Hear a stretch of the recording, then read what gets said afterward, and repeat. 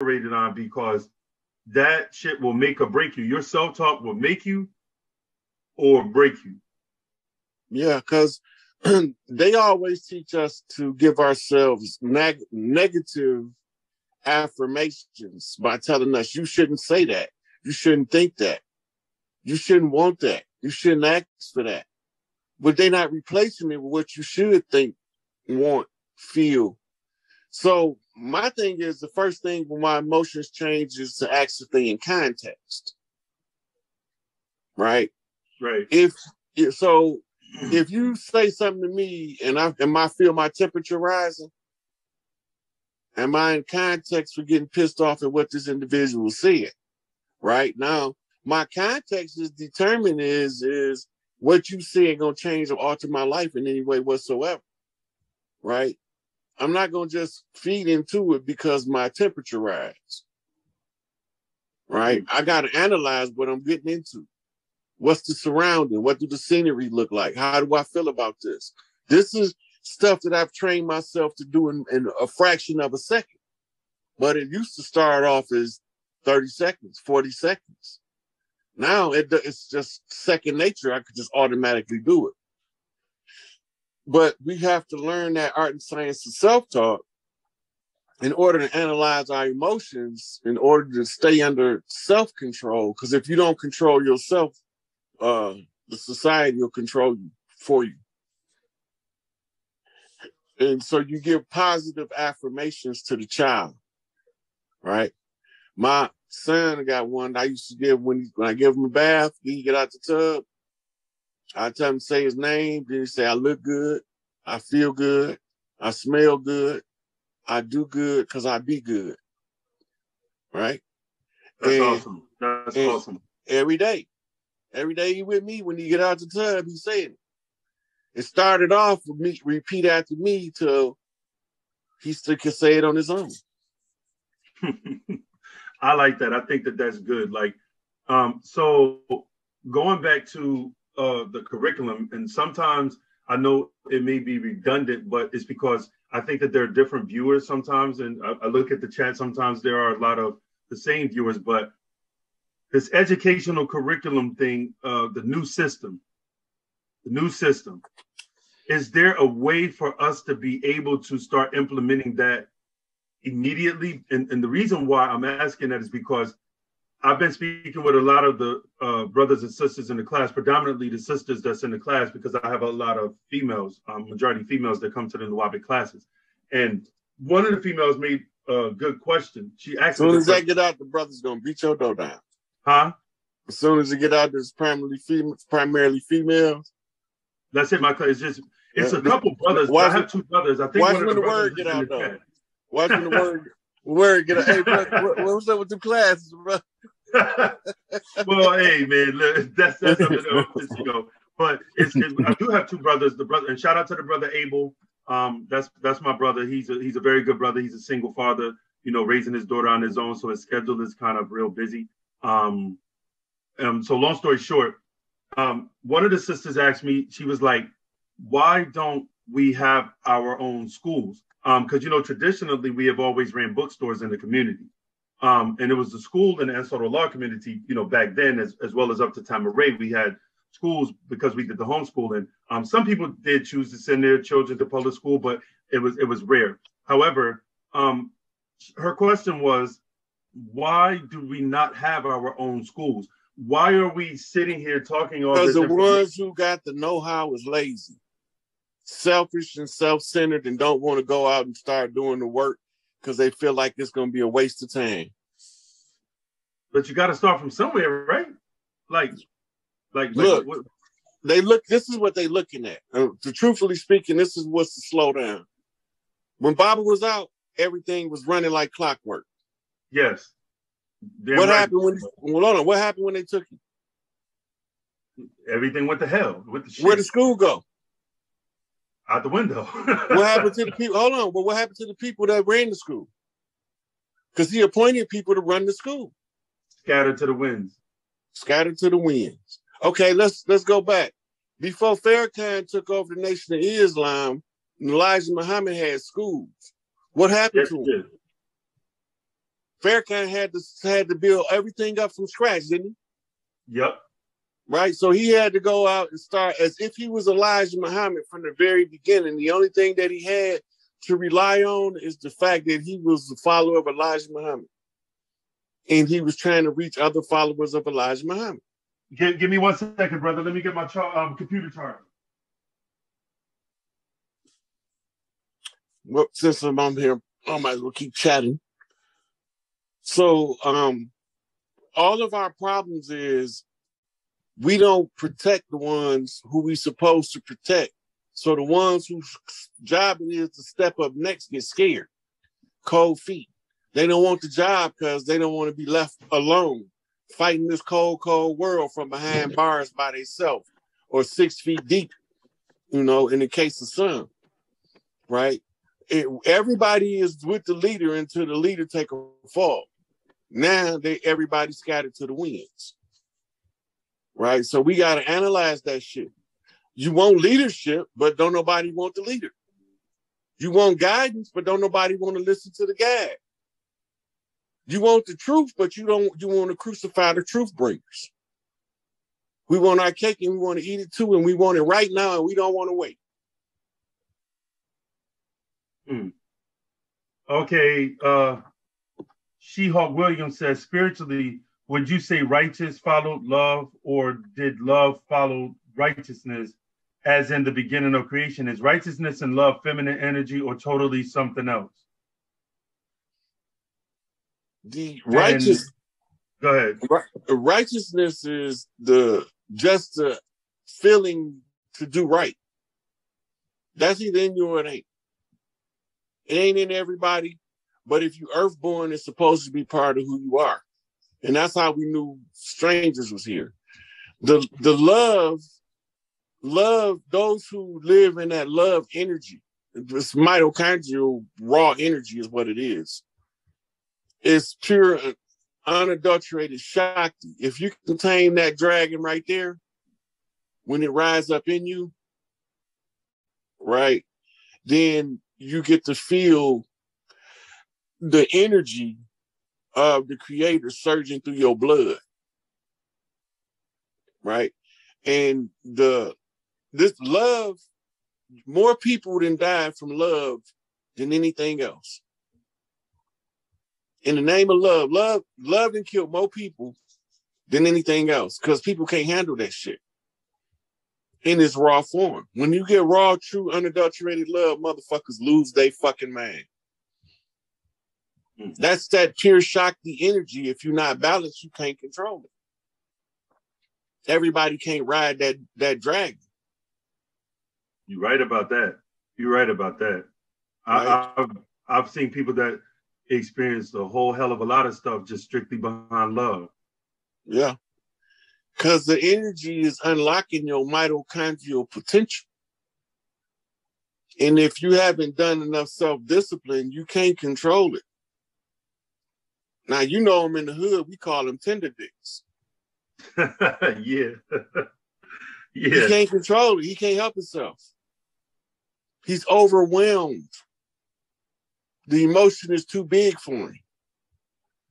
Because he haven't done the self-work, the shadow work. He's still thinking the little ego instead of the true self. And as long as he think he's a little ego, she gonna lead him around by his nose like a sick puppy. And I ain't gonna have no mercy for him because if he don't do his shadow work, I can't help him no way. Can you explain to the people the exact meaning of shadow work? Shadow work. The shadow work is all of the shit you don't like in other people. Make sure you're not doing that. That's the easiest way to say it. And that go everybody from Adolf Hitler to that girl on the corner. If you see something that you don't like, that's the first way of using the world as a mirror, right? If you fall out with people everywhere you go, it's only one common denominator. You're the only motherfucker everywhere you go. Right. That's shadow work. Coming to realize that you are the cause of your own problems gives you the power to be the one who brings the solution. And all of that is contingent upon shadow work. you have a lane says, what if Malachi die in jail? What is the plan? The plan is not contingent on Malachi. Malachi is not going to die in jail, but the plan is not contingent on Malachi. It's contingent on these star seeds we bringing up now. That's where the plan at. Right. Malachi is what you call a facilitator of the overall plan, meaning somebody who put in some work so that the plan can be revealed and seen in real time. And the work that he did is manifested in the youth that he raised because they independent free thinkers that's making their own way in this world with the minimum amount of resistance from the system. And not only that, just to answer that question, according to the master teacher's writings in the Holy Tablets, chapter 10, tablet 12, I'm going to quote it because, you know, I started memorizing Holy Tablets years ago. But it says, I'm with that. I'm with that. Yeah. I'm about to, once when all of this stuff die down and I'm able to sit down and finish the translation, all I'm going to do is just keep committing it to memory. But he says, you must embrace a purpose and a plan. Idleness and ignorance must play no part in the plan. You must take the plan and pursue the purpose. He says the purpose must be mental and physical liberation from adverse forces. So that backs up what you were saying, that it's not contingency on Pops. Pops didn't include himself. He said us, you as in you all, y'all must embrace a purpose and a plan. And then he elaborated what the purpose was. Our universal purpose is mental and physical liberation from adverse forces. That is our, go ahead. That's the simplest way to put it right there, the bottom line. Because what good is for you to have sound right reason and sound right knowledge and sound right wisdom if you don't use it? Yeah, that's stupid as hell. Right. That takes me to the scroll, our potential. Remember that scroll? Yeah. That's also talking about you standing in the window of the bakery and you're looking at a loaf of bread. Mm-hmm. Right? Mm-hmm. And the bread got the potential to fill your stomach or continue to hold its place in the window. Mm-hmm. You know, just like you got the potential to go get the loaf of bread to fill your empty stomach, or the potential to walk on by it and disregard it. All of those potentials, everywhere you go, with sound right reason, those potentials become realities. You get to capitalize on the ones that serve your greater good. This is how you create your best life. Right. So when you hear those people under Farrakhan or under Clarence 13X or Elijah Muhammad saying they God, all they're saying is that they're willing to take control to produce their best life based on the teachings they was given. Right. So if you can do that, you can exercise your own will. You don't need nobody to tell you what to do next. You already know what to do. If we follow nature, we don't need nobody to tell us what to do. We're going to automatically do it because it's going to be natural to us. That's correct. Right? And when we find ourselves doing something unnatural, it's either for two reasons. One, you're utilizing your will to overcome or to accomplish something. Then it's going to feel unnatural to you because you're using the power of will instead of flowing with nature. Right? And that's when you know that, okay, I'm exercising my willpower, which kicks in a form of stoicism. Ryan Holiday got a book called The Obstacle is the Way. Because when you start using the force and power of the will, you're going to experience the obstacles. They're going to be there. Because your willpower at use is going to inspire opposition from others who don't want to use their willpower. Absolutely. When they see you doing it, he can't ride that bike like that. The fuck he doing it? What you mean he can't? He riding that bike just like you said he can't. Right? Because you're using your will, those who can't utilize their will or become jaded because they see you accomplishing things with the force and power of your will, they're going to come against you. And that's going to let you know when you got your motherfucking hater committee that you're going in the right direction. The obstacle is the motherfucking way. Run their ass over. Absolutely. Okay, so Elaine says, I asked that because there's some missing books in the Holy Tablets. Will we get it? Absolutely. I think the brother Rod, you already explained that before. However, I just want to say to everybody in the chat that when the master teacher finally comes, it's not going to be all of the English that you see being taught. He's going to be instructing us in straight Nuwabic. That's why the elders have actually appointed me as the language teacher to basically get brothers and sisters ready, right? So I want that to be, just put out there because it's very important that we start to make this transition, as the brother Rod Hayes says, learning our language and getting in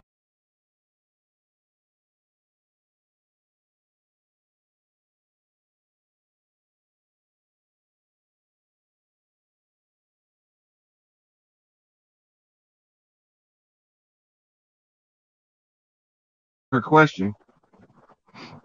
So she wanna know, she keeps saying hawks.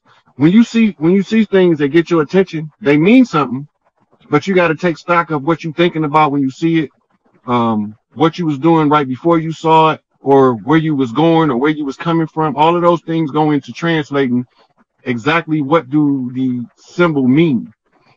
So it gets your attention, it tell you it means something, but that's all you looked at. But you didn't look at what you was thinking, what you was doing, where you was going, where you was coming from. Then all of that stuff is like fine-tuning what it means when you see certain stuff.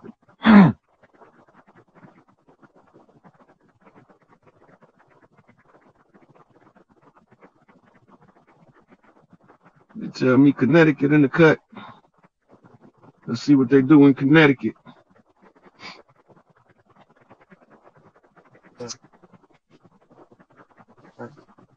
Oh, sure. Yeah, that's just some of the parts. What's going on with you guys? What's going on? Where you calling from? What's on your mind? Peace, hello. Hey. So where y'all calling from? What's on y'all mind? We calling from Connecticut. We're in Connecticut. It's raining bad. Yeah, but it's nice. Oh, yeah. Yeah, that's the water. Yeah, that's a flip. Yeah, we are ready. Yeah. We've been telling everybody, like, what's going on. We trying to keep, like, we just send them all your lives, to be honest. Right. It's the best way to catch everybody up, but... Catch you up, right?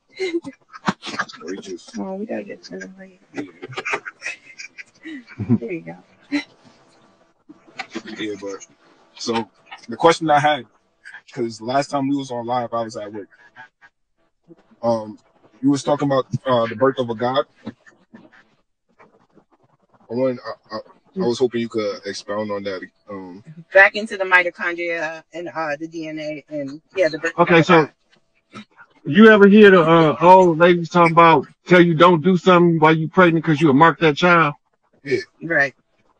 That's what they're telling you. You had the power to influence fetal development from the power of the mind. Mm-hmm. Right? So if a man and a woman agree to produce a child, they can sit down and describe the child they want to produce between the two of them. Mm. Right? You want a high functioning, physically healthy child. You can pick the gender and all that before y'all ever decide to start trying to make a baby. But let's say that she's pregnant, she don't know what she's having, and you still want to fine tune the baby to only work on mental capacity, right? And physical fitness. You want a strong, healthy child with high mental ability, right? But then you start studying what does it take to bring that out of a child too, right? So we know from studying this that classical music, specifically Beethoven, and brings out the genius in the developing fetus. This has been proven in science. Yeah. So it's also been proven that Beethoven's music causes plants to grow healthier, stronger.